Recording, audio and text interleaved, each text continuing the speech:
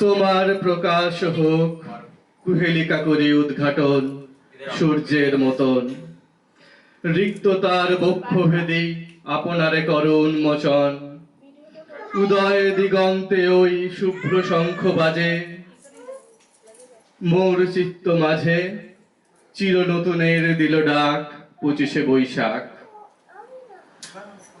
কবিগুরু রবীন্দ্রনাথ ঠাকুর জন্মগ্রহণ করেন 1861 খ্রিস্টাব্দের 7ই মে বা 1268 বঙ্গাব্দের 25শে বৈশাখ কলকাতার জোড়াসাঁকোর ঠাকুর পরিবারে। একাধারে তিনি ছিলেন কবি, লেখক, ঔপন্যাসিক, নাট্যকার, প্রাবন্ধিক, ছোট গল্পকার, চিত্রশিল্পী, সঙ্গীত স্রষ্টা। অন্যদিকে তিনি ছিলেন অভিনেতা, কণ্ঠশিল্পী, সমাজ সংস্কারক ও দার্শনিক।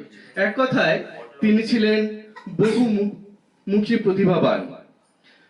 1913 সালে গীতাঞ্জলি কাব্যগ্রন্থের ইংরাজি অনুবাদ করে তিনি নোবেল পুরস্কার পান।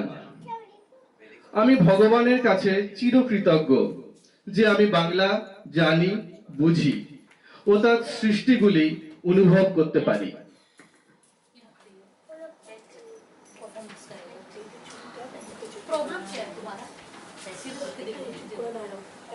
আমাদের পরের পরিবেশনায় সমৃদ্ধি, সৌর্যা, সমাবৃতা ও স্পন্দন গান পৌষ তোদের ডাক দিয়েছে।